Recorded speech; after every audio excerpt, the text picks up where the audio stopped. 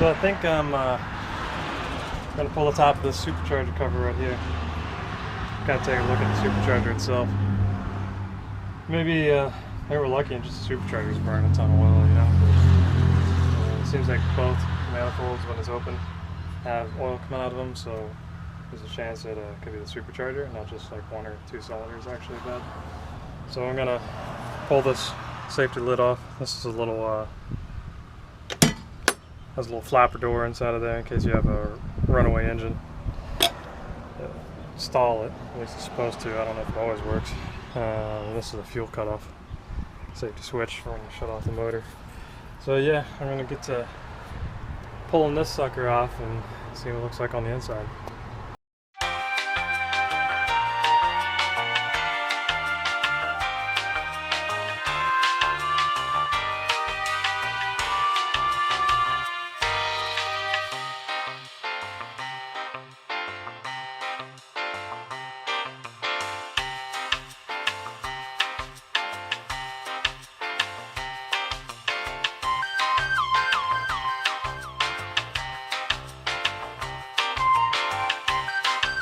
Can't have cheated right angle bends.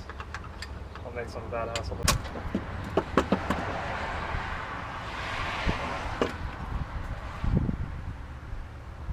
This is the safety switch for these things.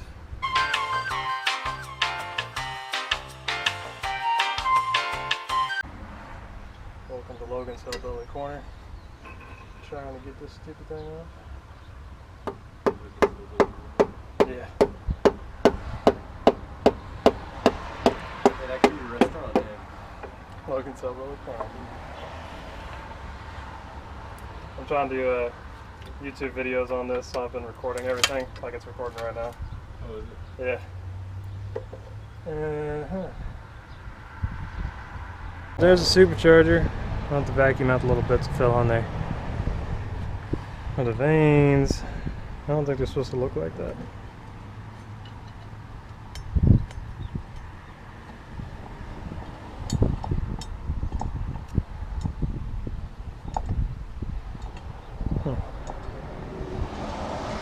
Interesting. Atticus, he's going to be chopping all these rivets off. How do you feel about that? It's gonna be sparky. It's going to be sparky for sure. Yeah. We got like about 25 rivets on each side. We'll see how long it takes. We're going to give it a go. Okay, so just got done ripping the rest of the exhaust off. There's one of the old stacks right there. Pulled the frame off the back. It's kind of hanging down over here. Started cutting all the rivets. I mean, there's a million of them. They still aren't wanting to come out because they are probably squeezed pretty tight in that hole. So we're gonna have to wind up drilling each one out. Got the other stack right here. Here's the frame. It's beefy.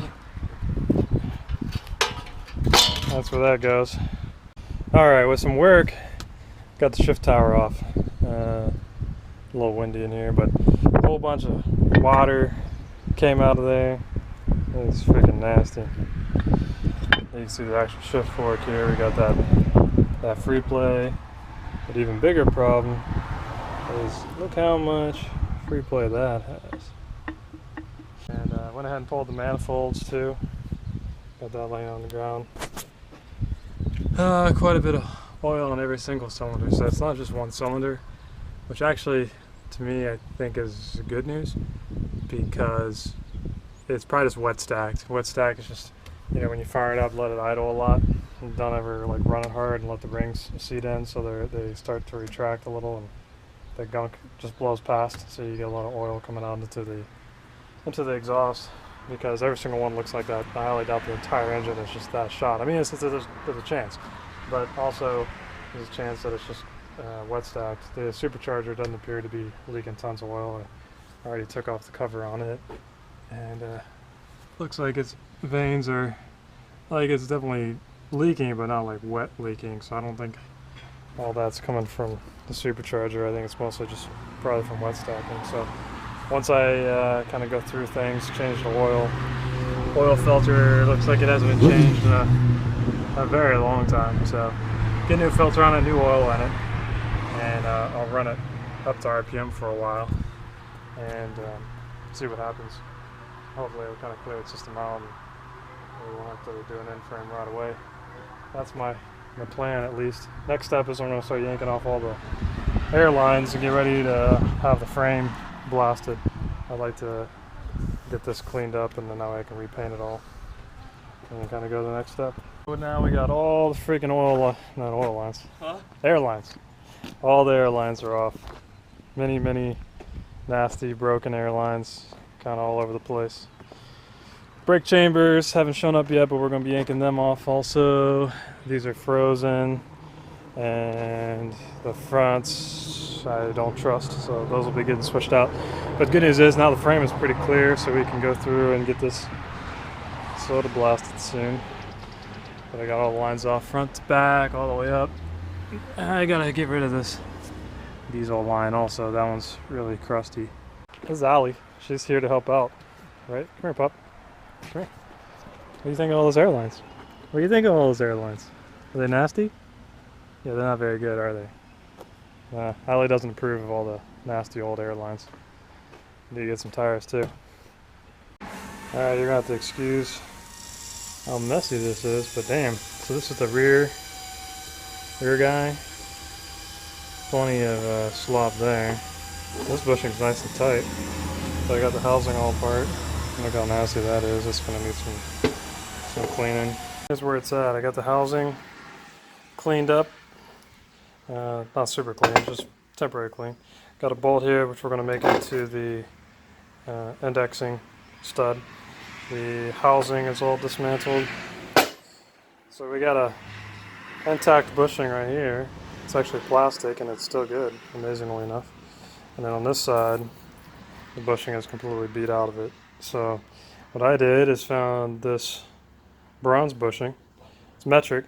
ID is a little small and the OD is a little larger than a standard drill bit size. So one and a quarter drill bit, and then I'll hand fit it to get this to be a press fit into there. Then I'm going to drill it to 1 inch, which this shift rod luckily is 1 inch.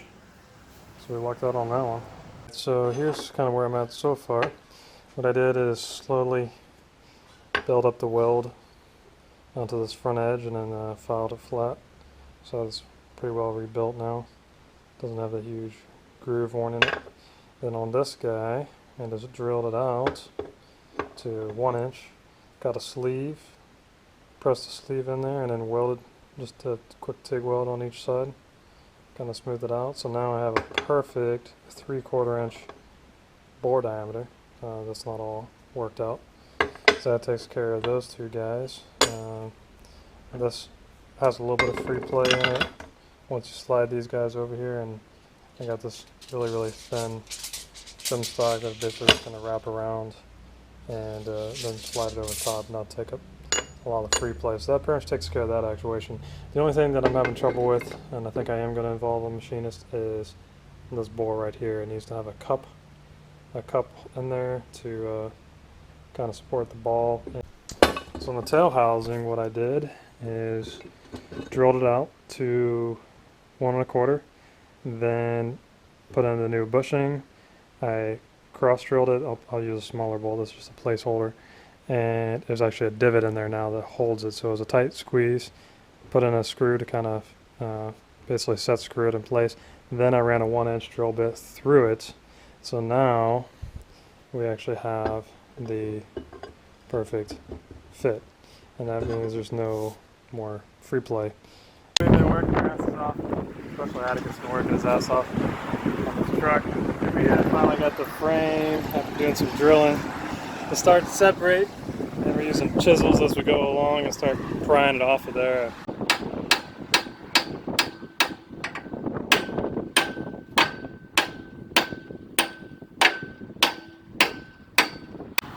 Giant old thing.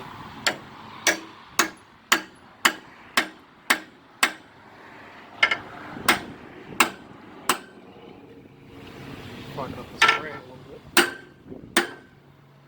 Man, this camera makes you look buff. Got some skill up in here.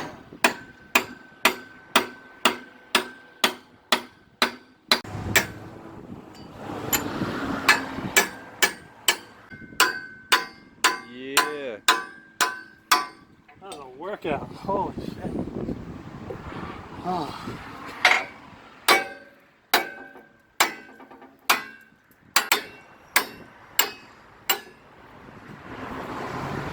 Look at there. Just so heavy.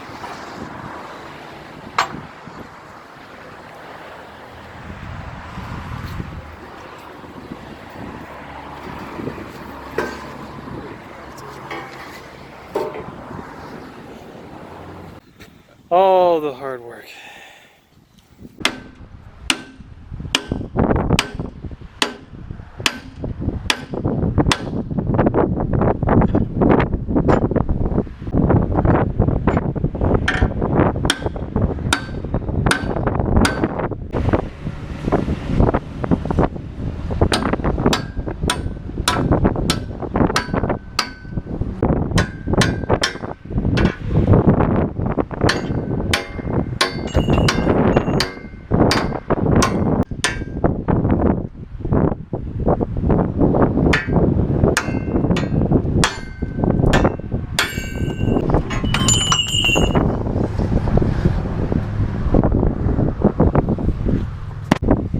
Don't need to go to the gym today because we got this